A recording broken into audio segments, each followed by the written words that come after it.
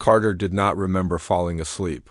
The shuttle ride to the prison moon had been long and cold, and when the guards came for him, he had no energy to resist. They dragged him down a narrow metal hallway, the sound of their boots loud against the floor. The guards were not human. Their skin was green and gray, their eyes black and sharp, and they spoke in a language Carter did not know. Only one of them spoke English, and he never looked Carter in the eye. When they reached the end of the hallway, the guard pressed a hand against a scanner. The door opened with a hiss. Inside was a cell that looked much like every other cell Carter had seen on the trip. There was a bed, a small toilet, and a sink. A blue light shone from the ceiling, and the walls were smooth and gray. One guard pushed Carter inside. The door closed behind him. Carter sat on the bed and looked at his hands. His wrists still hurt from the restraints, and his legs ached from the long march. He did not cry or shout. Instead, he took a slow breath and counted backward from 10. This was something he had learned back on Earth, long ago, when he was taught how to survive in the hardest of places. It was hard to tell how much time passed in the cell. There were no windows. The blue light never changed. Sometimes Carter heard footsteps in the hallway or strange voices. Sometimes he heard screams. Most of the time, there was nothing but silence. Carter tried to keep his mind busy. He counted the cracks in the wall, made up stories about the guards, and even sang old songs in a whisper. He thought about home, about the sky and the sun and the wind on his face. He wondered if he would ever see those things again. One day, or maybe one night, the door opened. 2 guards stood there, both tall and thin, with silver badges on their chests. Between them stood a woman. She was not human, but she looked different from the guards. Her skin was a deep blue color, her hair was white and long, and her eyes were gold. She walked with confidence, her steps soft but sure. Carter saw that the guards seemed nervous around her. One of them bowed his head when she passed. She stopped in front of Carter and looked at him. Her face was calm, but there was something hard in her eyes. She spoke in English, her voice low and clear. "My name is Laia," she said. "I will ask you questions. You will answer them." Carter looked up at her. "All right," he said, his voice quiet but steady. Laia nodded at the guards and they left the room. The door closed and she took a seat on the metal chair near the bed. She held a tablet in her hand and looked at the screen for a moment. Then she looked back at Carter. "You are a soldier from Earth," she said. Carter nodded. "Yes. Why did you come here?" "I was following orders," Carter said. "There was trouble on one of the colonies. My team was sent to help." Laia watched him closely. "How many others came with you?" "I don't know," Carter said. "We were separated." Laia's gold eyes narrowed. "You refused to answer?" Carter shook his head. "I'm telling the truth." For a long moment, Laia said nothing. She studied Carter's face, looking for any sign of fear or weakness. She had seen many prisoners before, from many worlds. Most of them broke quickly. Some begged for mercy. Some shouted or cried. Carter did neither. He sat on the bed, calm and silent, his hands resting in his lap. Laia leaned forward. "Do you know where you are?" Carter nodded. "I know this is a prison moon. Do you know what happens to humans here?" Carter met her eyes. "I can guess." Laia smiled, but there was no warmth in her smile. "You will answer my questions. If you do not, I have ways to make you talk." Carter said nothing. He did not look away. After a few minutes, Laia stood up. "I will return," she said. She left the room, and the door closed again. Carter let out a slow breath. He knew what this was. He had been trained for moments like this, back on Earth, where every soldier learned how to face fear and pain. He remembered the lessons his old teacher had given him. When you are in pain, breathe slow. When you are afraid, think of home. Never show weakness, not even when you feel it. The days that followed were much the same. Laia would visit his cell. Sometimes she asked questions, sometimes she sat in silence. Sometimes she tried to scare him with stories about other prisoners, about the things that happened to people who refused to talk. Carter listened, but he did not answer the way she wanted. When she threatened him, he stayed quiet. When she promised him freedom, he shook his head. Each time, she seemed a little more frustrated. Her gold eyes flashed with anger, but she never raised her voice. She would leave, and the guards would take her place. One time, Laia brought a small device into the cell. She set it on the table and pressed a button. The device made a sharp noise, like metal scraping against glass. "This will help us," she said, but Carter only shrugged. The noise did not bother him. He closed his eyes and pictured the mountains back home. After a few minutes, Laia stopped the device and looked at him, confused. "You are different from the others," she said. Carter gave a small smile. "Maybe—" "Why are you not afraid?" he thought for a moment. "I have been afraid before, but not now." Laia frowned, as if she did not believe him. She stood up and paced around the room. "Fear is natural. Pain is real. Everyone breaks." Carter nodded. "Maybe, but not today." The next day, Laia brought food into the cell. It was not like Earth food, but Carter was hungry and ate it. Without complaint, Laia watched him as he ate. "You should be angry," she said. "You should be afraid." Carter wiped his mouth. "What would that change?" Laia did not answer. She sat in the chair and watched him. Finally, she stood up. "I will break you," she said, her voice quiet. Carter only nodded. For many days. The pattern continued. Laia tried new ways to make Carter talk. She showed him pictures of Earth, of cities destroyed and people running from alien ships. She played sounds of screams and battles. Carter closed his eyes and listened, but he did not give her the answers she wanted. One morning, Laia entered the cell with no guards. She seemed tired, her shoulders tense. She looked at Carter, her gold eyes hard. "Today will be different," she said. Carter sat up on the bed. "All right." She walked over to him and sat on the edge of the bed. "In my world, we use pain to test strength. We learn to take pain, to give pain. You will learn it too." Carter watched her. "If you say so." She reached out and grabbed his arm. Her grip was strong, her fingers cold. She leaned in and, without warning, bit his arm hard. Her sharp teeth dug into his skin. Carter felt the pain, but he did not move. He did not shout. He did not try to pull away. After a moment, Laia let go. She looked at him, waiting for a reaction. Carter looked back at her, calm. "You have a strong bite," he said, almost like he was giving a compliment. Laia pulled away, her eyes wide. She stood up and left the cell without another word. Carter sat on the bed and looked at his arm. There were marks from her teeth, but he did not feel angry or afraid. He just felt tired. He leaned back and closed his eyes, thinking of the wind on his face back home. The cell was quiet again. Somewhere outside, a guard walked past, humming a song in a strange language.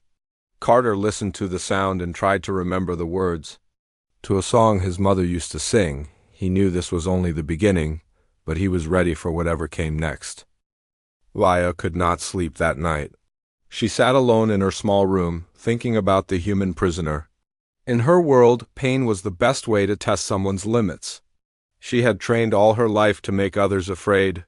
When she bit Carter, she expected him to scream or fight, but he did not move. He even spoke to her calmly, as if the pain meant nothing. This confused her, and it made her feel something she had not felt before. Out. The next morning, Laia left her room and walked to the control center. Other officers were there, watching the screens and checking on prisoners. When she entered, they stopped talking for a moment. A young guard named Nico looked up at her. "How is the human doing?" he asked. Laia said, "He is quiet." Another officer, an older alien named Vera, frowned. "We have never had a human here before." "Maybe they are weaker than we thought." Laia shook her head. "He is not weak. He does not react like the others." The officers looked at each other. They did not say anything more, but Laia could feel their eyes on her. They wondered if she was losing her touch.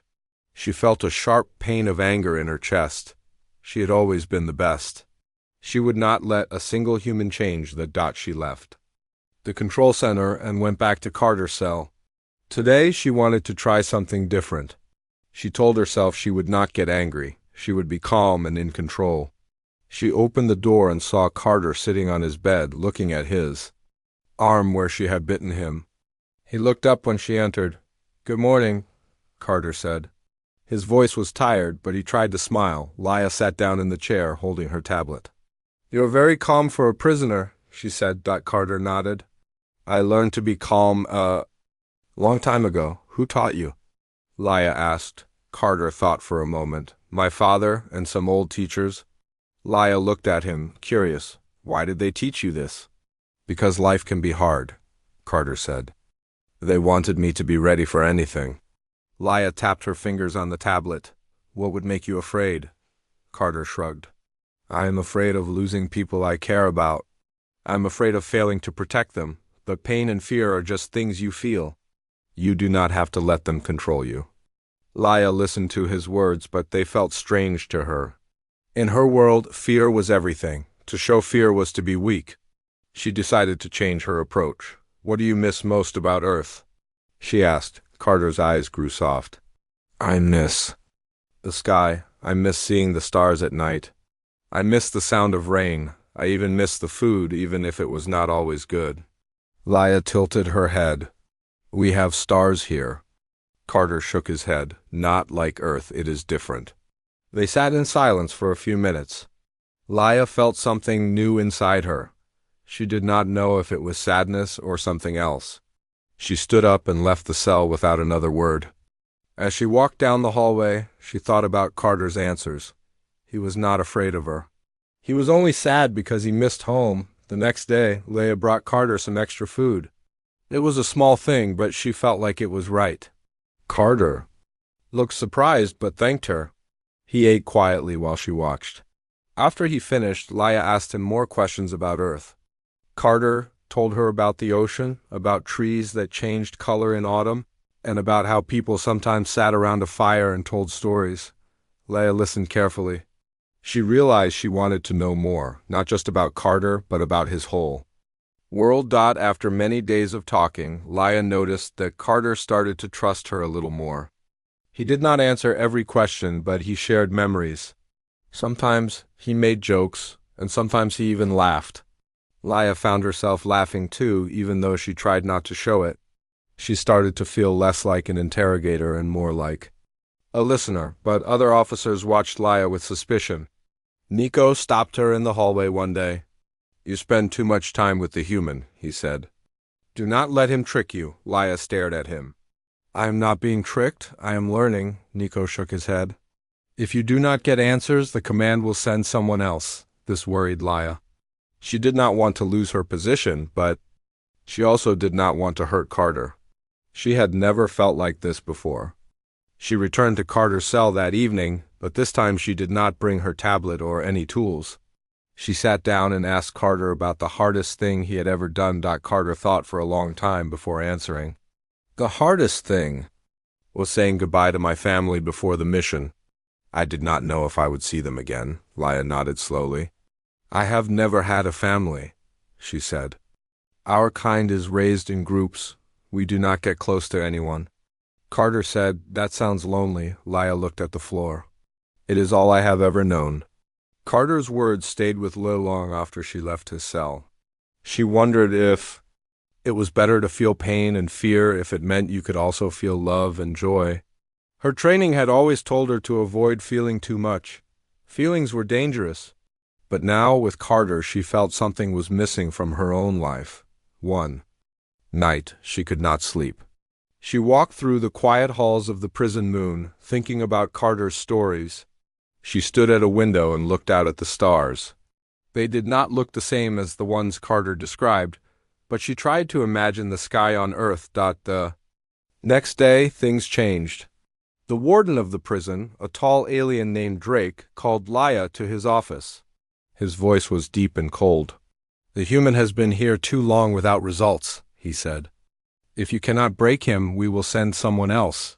Laia felt a cold fear inside her. "He is not like the others," she said. "His strength is not in his body, but in his mind." Drake frowned. "Then break his mind. Do whatever it takes." Laia left the office feeling lost.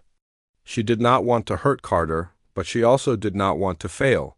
She sat in her room and thought about what to do. She remembered Carter's words, "Pain and fear are just things you feel.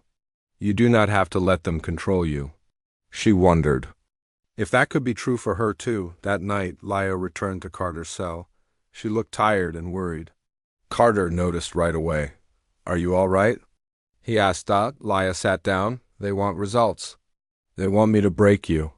Carter looked at her for a long time. "You do not have to be like them," he said. Laya felt tears in her eyes. She quickly wiped them away. She was not supposed to cry. She was not supposed to feel anything. But Carter's kindness was harder to resist than any pain. She whispered, "I do not know who I am if I am not the best interrogator." Carter said softly, "Maybe you can be something else." For the first time, Laya thought maybe that was possible. The cell was quiet. Two beings from different worlds, sitting together in silence, trying to understand each other. Outside, the stars shone down on the prison moon, as cold and distant as ever. But in that small room, something was changing. Laya did not know what would happen next, but she no longer felt so alone. Days passed quietly in the prison moon. The guards still walked up and down the hallways, and the lights still glowed the same dull blue. But something was changing between Carter and Laya. Every day, Laya visited Carter's cell. She tried first to stay serious and strong, to remind herself why she was there. But as the days went on, it became harder to act like she did not care about what Carter thought and felt. Carter noticed the change too. He had been in many hard places before, but this one felt different. He had never met someone like Laya. She was strong, but she also seemed lost. Some days, when she came into the cell, she looked tired and sad, her gold eyes not as bright as before. She would sit in the chair by his bed and ask him questions, but not about Earth's armies or codes or secrets. Instead, she asked about his favorite memories, about the people he missed, and what made him laugh. He told her about his first pet, a dog named Max, who used to chase birds in the backyard. He described the taste of chocolate cake on his birthday, the warmth of his mother's hug, and the silly songs his father sang on long car rides. Laya listened closely to every story. Sometimes she smiled. Sometimes she asked questions about small things, like why humans like to watch the rain or why they danced at parties. Carter noticed that when Laya listened, she seemed happier. She did not look as cold or angry as before. Once, she even laughed when he told her a story about falling into a pond while trying to catch frogs. Her laugh was soft and gentle, and Carter thought it was a good sound, even if it was rare. One day, Laya brought a small, smooth stone to the cell. She handed it to Carter. "This is from my homeworld," she said. "We keep these stones for luck." Carter turned the stone over in his hand. It was blue with silver lines running through it like tiny rivers. "Thank you," he said. "It's beautiful." Laya smiled a little. "My people say if you hold it when you are scared, you will remember home." Carter squeezed the stone. "Maybe I'll remember Earth too." Laya nodded and sat down. She seemed nervous, playing with her hands. After a while, she said, "Can I ask you something hard?" Carter looked at her. "Of course." Laya looked at the floor. "Do you hate me for what I've done to you?" Carter thought for a long moment. He looked at the marks on his arm, the bite that had already started to heal. "No, I don't hate you. I think you did what you thought you had to do." Laya let out a slow breath. "I was taught to be strong, to use pain as a tool, but now I am not sure if that is true strength." Carter said, "Maybe real strength is something else? Maybe it's about not giving up, even when things are hard? Maybe it's about helping others, even if you're afraid." Laya looked at him with new eyes. "Do you think I can be strong that way?" Carter nodded. "I think you already are." After that day, Laya started to change even more. She spent less time asking questions about Earth's military and more time learning about what made humans human. She asked Carter about friendship and love, about family, about hope. Carter told her about the time his best friend stayed with him all night when he was sick, and about how his sister always made him laugh when he was sad. One evening, Laya surprised Carter by asking, "What is hope?" Carter looked up at the ceiling, thinking. Hope is believing that things can get better, even when they are bad. It's what keeps people moving forward. Laya was quiet. I don't know if my people believe in hope. We are always told to expect the worst. Carter shook his head. Sometimes expecting the best can help, too. The next day, the prison was louder than usual. Carter heard shouting in the hallway. Laya came into his cell quickly, closing the door behind her. Her face was pale, and she seemed worried. What's happening? Carter asked. Laya sat down, her hands shaking. There. Is trouble in the prison? Some prisoners are fighting the guards. The leaders think there may be an escape attempt. Carter nodded slowly. Are you safe? Laya looked at him, surprised by the question. I don't know. I have always felt safe here, but now everything feels different. Carter stood up and put a hand on her shoulder. It will be all right. You're not alone. Laya looked at his hand, then at his face. She nodded, and for a moment she felt stronger. She stood up and took a deep breath. Thank you, Carter smiled. Thank you for trusting me.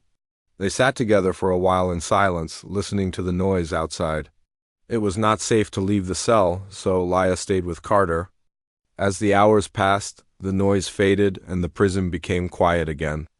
Carter and Laya talked about their dreams, about what they wanted for the future. Carter said he wanted to go home and see his family.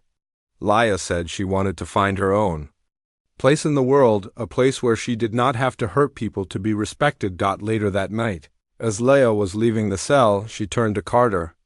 Can I come back tomorrow? Carter nodded. I would like that. For the first time since he arrived on the prison moon, Carter felt hope. Maybe things would get better, even here. Over the next days, Laya spent more and more time with Carter. She stopped bringing her tablet and stopped asking about secrets. Instead, she brought food, small gifts, and sometimes just herself. Carter shared everything he remembered from Earth, and Laya shared things from her world. She told him about the river that ran past her childhood home, about the birds that sang in the morning, and about how she learned to swim by jumping into deep water and hoping for the best. One day, Laya came to Carter with sad news. They want to move you to another block, she said. The officers are angry that I have not broken you. They say I'm too soft. Carter felt fear for the first time in many days. Will you be all right? Laya nodded, but her eyes were wet.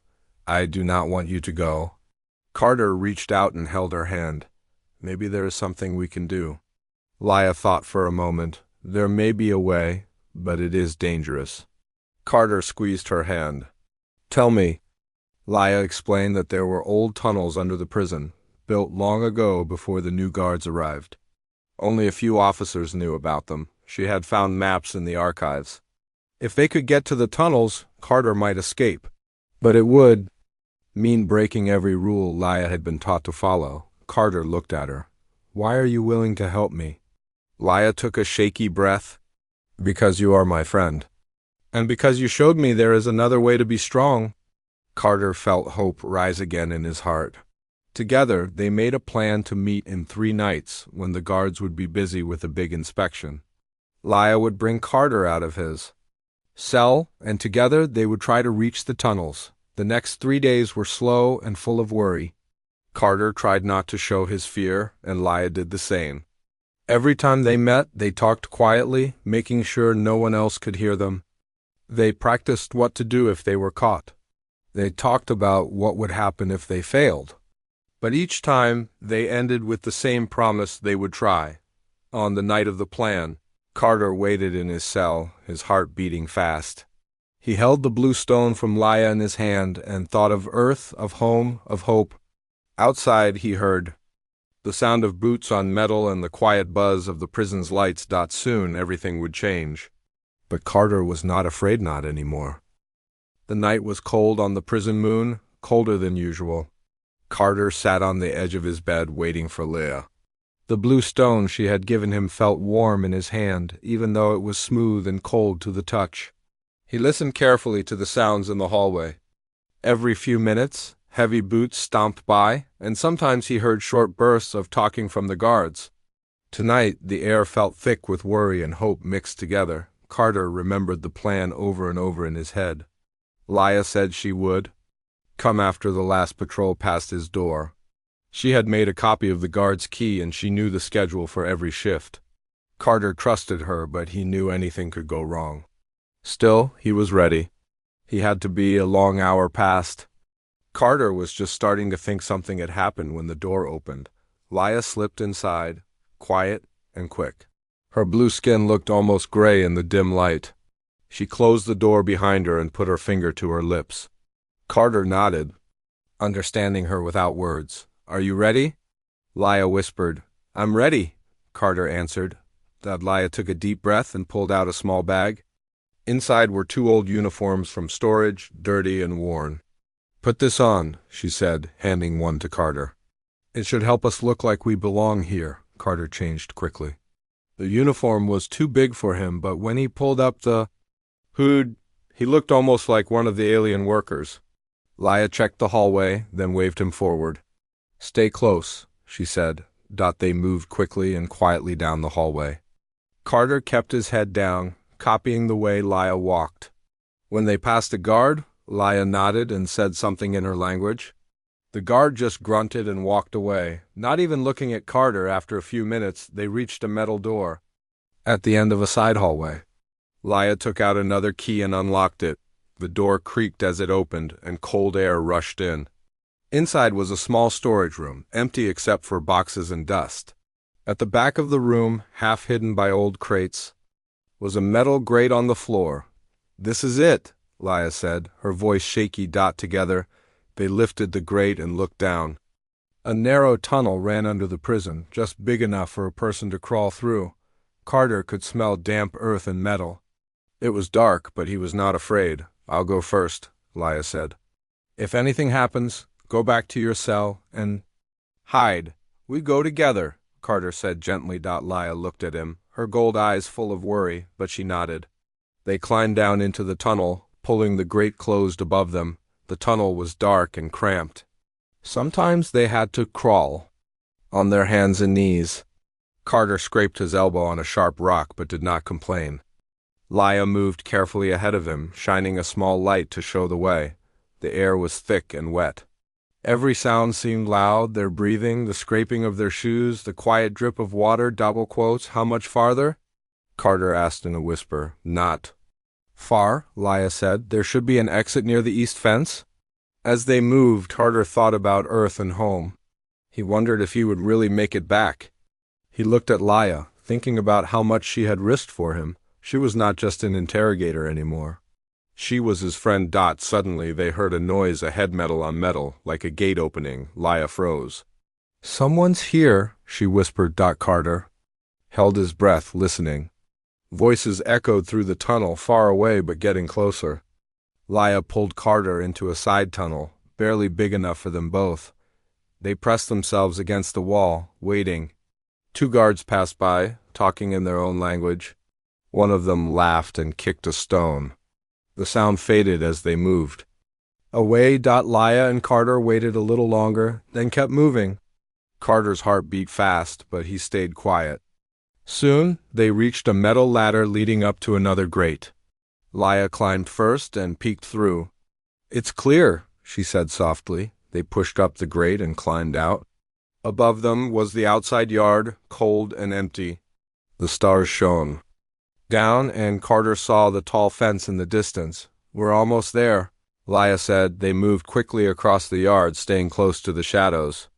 Carter felt the night air on his face for the first time in months. He wanted to run, but he knew it was better to move slowly. Laia led him to the east fence, where an old service door was hidden behind bush. Laia reached into her bag and pulled out a tool. She worked quietly at the lock, her hands shaking. After a moment, the door opened with a soft click. Carter looked at Laia. "Thank you," he said. "You saved my life." Laia shook her head. "No, you saved me too." They slipped through the door, and for the first time, Carter was outside the prison. Behind them, the walls of the prison moon rose tall and cold, but ahead was a rocky field leading to the old landing pads. They hurried across the rocks, hiding whenever lights swept past. Laia led the way, moving quickly but carefully. Soon they reached a small building near the landing pads. Inside, it was dark and empty. "We have to wait until the next supply ship lands," Laia said. "It should come in the morning." Carter nodded, sitting down on the floor. He was tired, but he felt hope. Laia sat beside him, and for a while, they just rested in silence. "Why did you help me?" Carter asked quietly. Laia thought for a long time. "I thought I was strong because I could break people. But you showed me strength is more than that." "I want to be better," Carter smiled. "You already are." They sat together, waiting for morning. Carter thought about his family and Earth. He hoped he would see them again. Laia thought about her own future. She was afraid of what her people would do if they caught her, but she was also glad she had chosen to help Carter. As dawn approached, they heard the sound of engines. A supply ship was landing at the far end of the pad. Laia looked at Carter. "Are you ready?" "Yes," Carter said. "Let's go." They moved quickly, keeping low as they crossed the field. They reached the ship as workers unloaded crates. Laia spoke to one of the workers, telling him they were supposed to help move supplies. The worker did not question her. He was tired and just wanted to finish his work. Carter and Laia carried boxes onto the ship, blending in with the others. When the workers finished, the ship's captain came out. He was a short man with gray hair and kind eyes. "Who are you?" he asked. Laia looked nervous, but Carter spoke up. "We're workers. We need to get to the city for supplies." The captain looked at them for a moment, then nodded.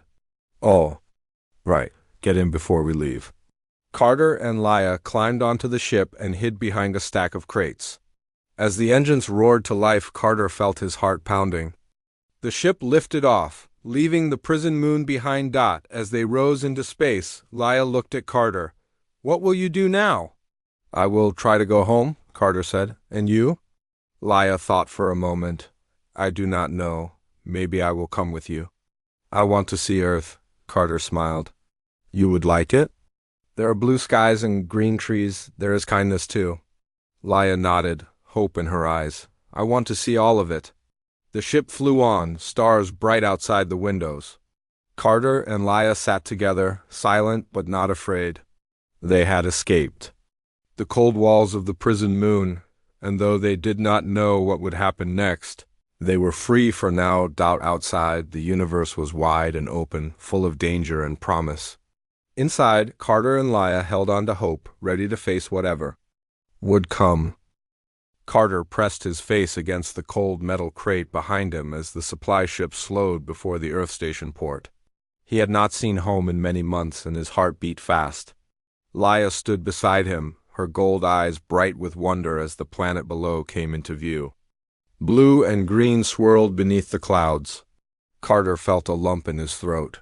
He had dreamed of this moment. The ship docked with a soft thud. Workers opened the cargo bay doors and bright lights flooded in. Carter and Laia stayed hidden until the workers left for their break. Then they stepped out into a busy loading bay filled with tall metal pillars and moving platforms. The air smelled clean, like fresh rain. Carter took a deep breath. This was Earth. Laia looked around, eyes wide. "It is just like you said," she whispered. Carter smiled. "It is better."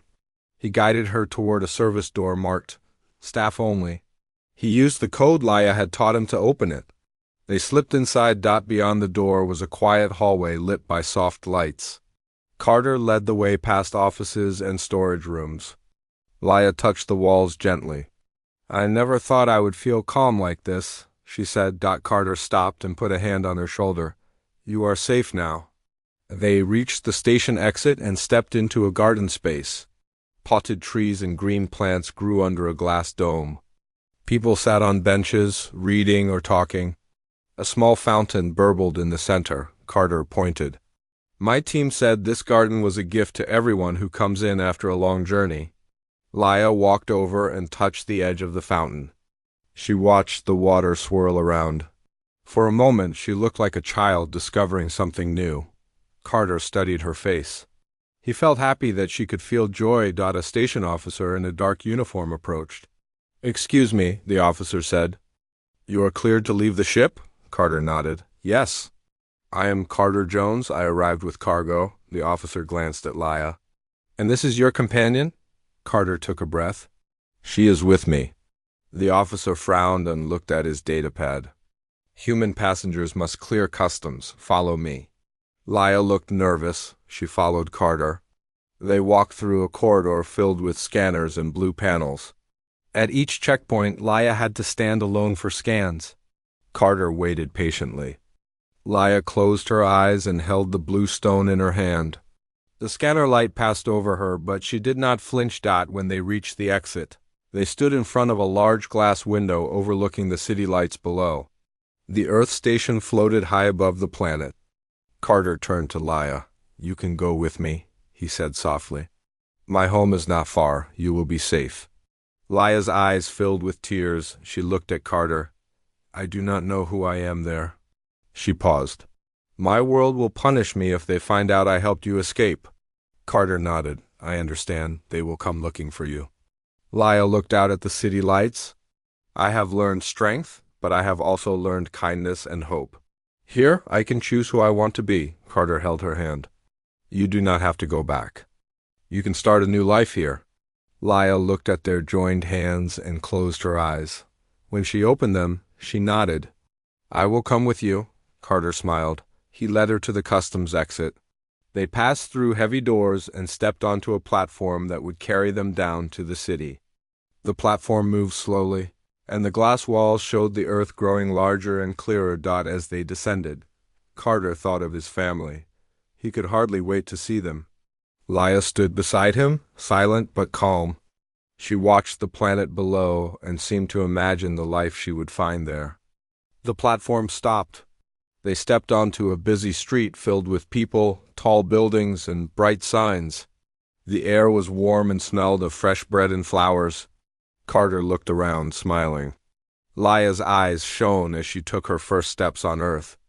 A small child ran past them, chasing a ball. Laia watched the child, her face soft.